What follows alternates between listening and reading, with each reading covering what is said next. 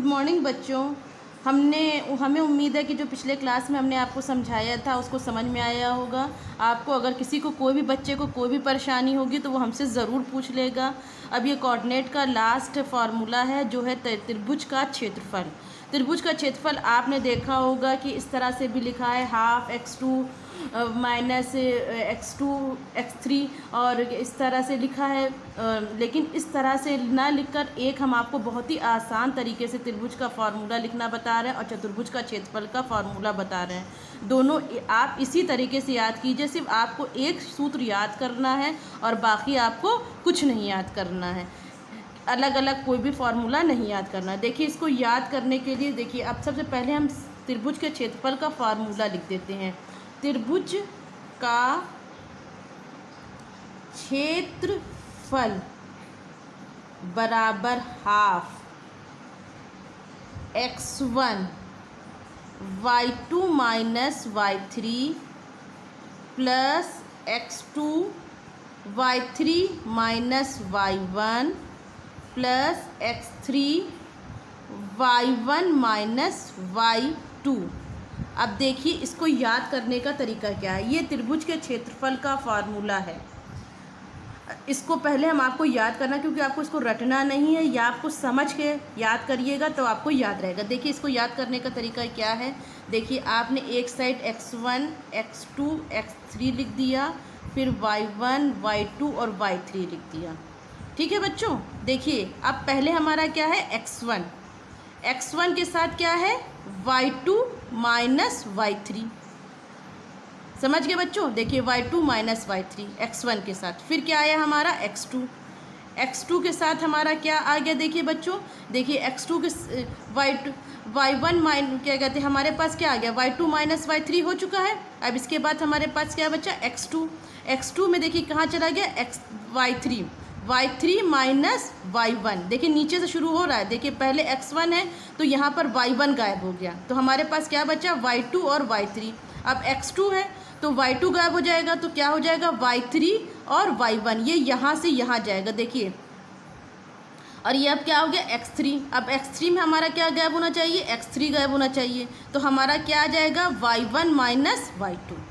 फिर से आप समझ लीजिए। देखिए x1 है तो हमारा क्या होना चाहिए y1 नहीं होना चाहिए, तो ये हमारा क्या आ रहा है y1 के बाद क्या आ रहा है y2 और y3, तो y2 माइनस y3।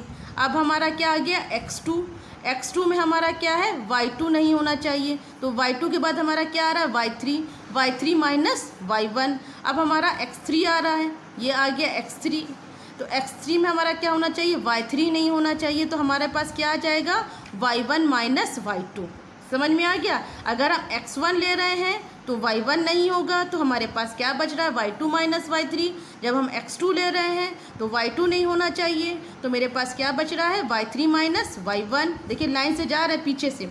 और जब हमारे पास x3 हम ले रहे हैं तो हमारे पास क्या होना चाहिए y3 नहीं होना चाहिए, तो हमारे पास क्या बच रहा है y1 माइनस y2। देखिए यही सूत्र है त्रिभुज का क्षेत्रफल बराबर half x1 y2 minus y3 plus x2 y3 minus y1 plus x3 y1 minus y2। ये त्रिभुज के क्षेत्रफल का फॉर्मूला है, इसी को आप लोग याद करिएगा। अब आपको चतुर्भुज का क्षेत्रफल आप कहेंगे कैसे निकालें। देखिए चतुर्भुज आपका कैसा होता है, ये ऐसे करके ऐसे होता है चतुर्भुज। अगर चतुर्भुज को 20 से ऐसे काट दें तो ये दो त्रिभुज बन जाएगा। एक त्रिभुज ये बन गया, देखिए A B C और D। अगर एक चतुर्भुज है तो अगर हमसे कहा जाए चतुर्भुज का क्षेत्रफल ज्ञात कीजिए, तो हम क्या करेंगे फार्मूला याद करके। हमने सिर्फ ये फार्मूला याद किया है, तो चतुर्भुज का क्षेत्रफल ज्ञात कीजिए, तो हम क्या निकालेंगे त्रिभुज ABC का क्षेत्रफल पहले ये निकाल लेंगे, फिर क्या निकाल लेंगे त्रिभुज BDC का क्षेत्रफल।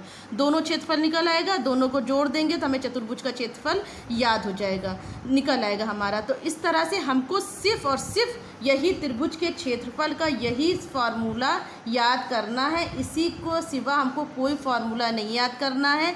ये बच्चों आप अच्छी तरीके से समझ लीजिए। इसी पर आधारित आपका ये जो संरेख है ये भी निकल आएगा, चतुर्भुज का क्षेत्रफल भी निकल आएगा, त्रिभुज का क्षेत्रफल भी निकल आएगा। आपको कोई टफ फार्मूला याद करने की ज़रूरत नहीं है। चलिए हम आपको एक प्रश्न अब बताने जा रहे हैं।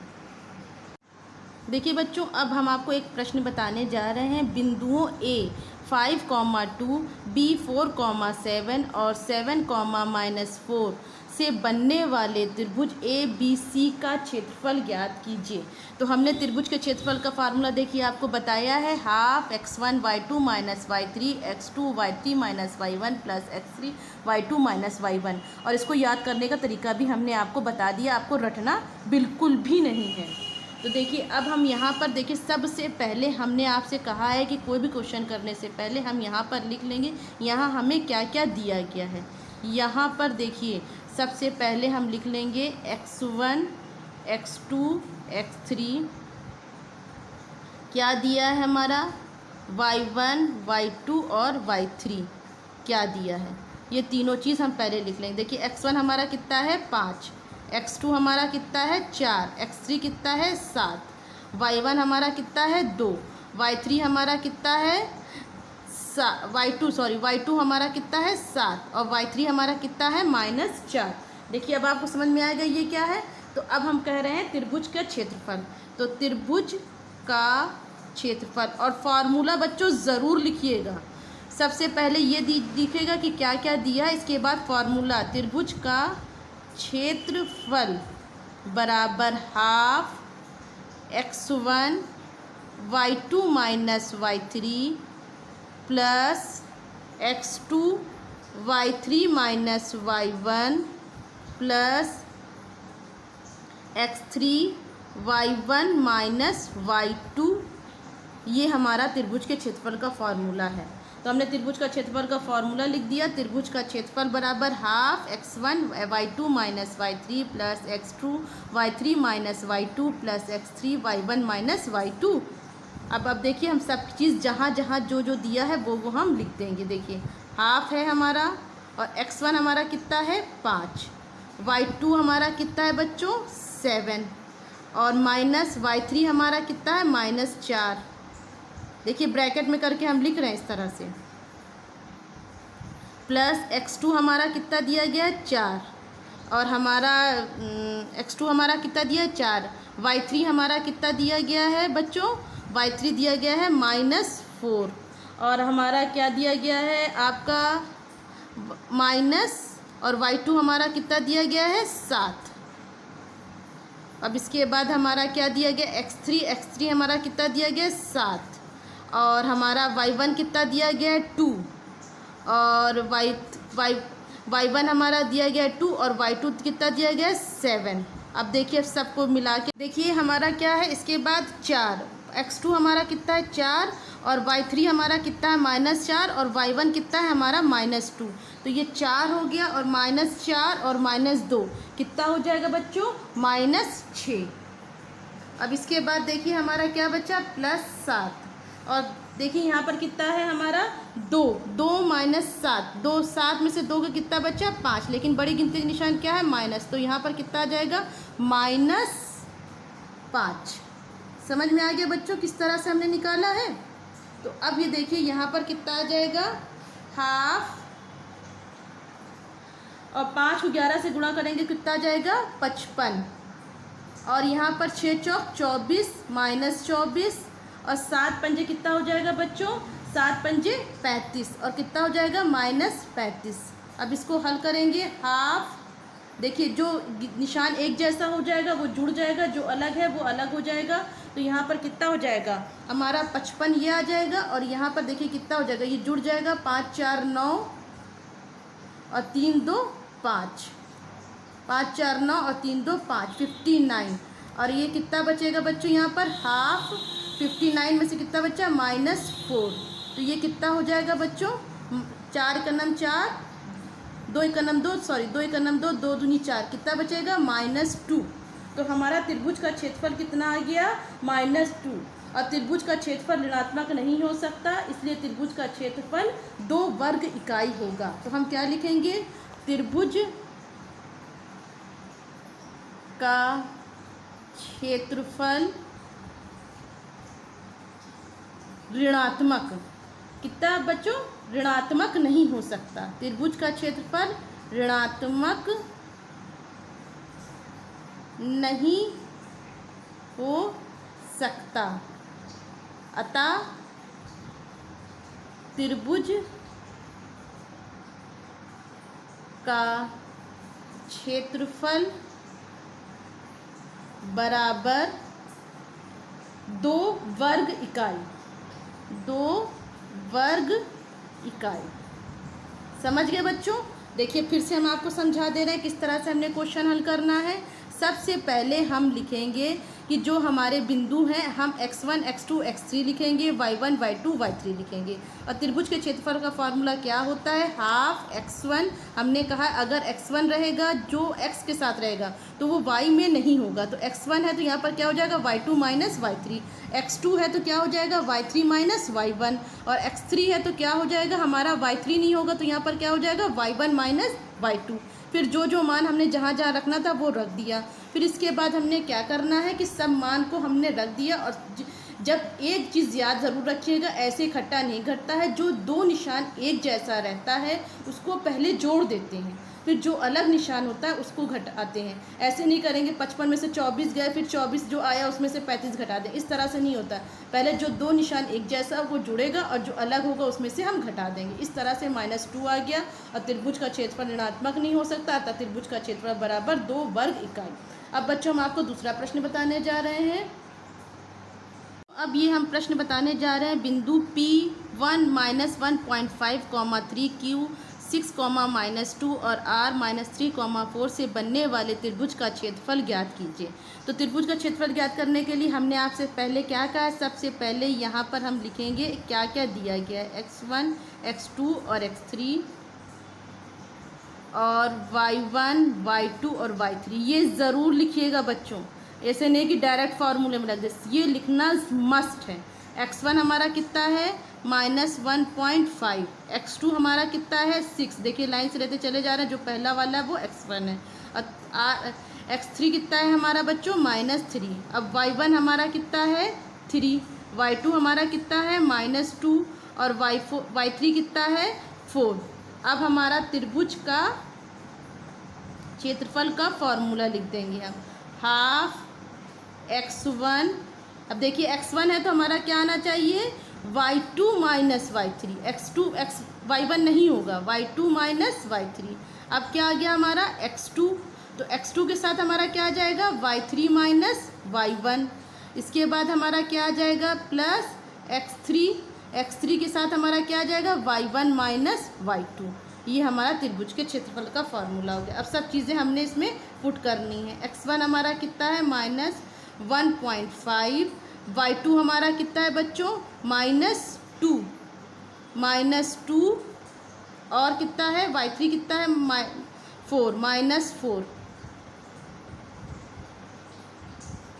अब इसके बाद हमारा क्या है x2 हमारा बच्चों कितना दिया गया है 6 और हमारा वो कितना दिया गया y3 हमारा कितना दिया गया है 4 और y1 हमारा कितना दिया गया है 3 और प्लस x3 हमारा कितना दिया गया है -3 और हमारा क्या दिया गया है y1 और y1 हमारा कितना दिया गया बच्चों 3 माइनस y2 कितना दिया गया है -2।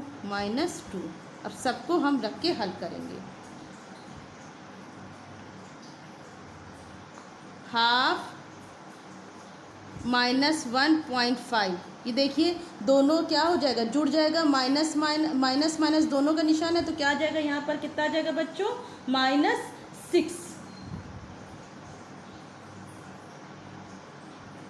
अब यहाँ पर कितना है 6 और 4 में से 3 कितना बच्चा बच्चों 1।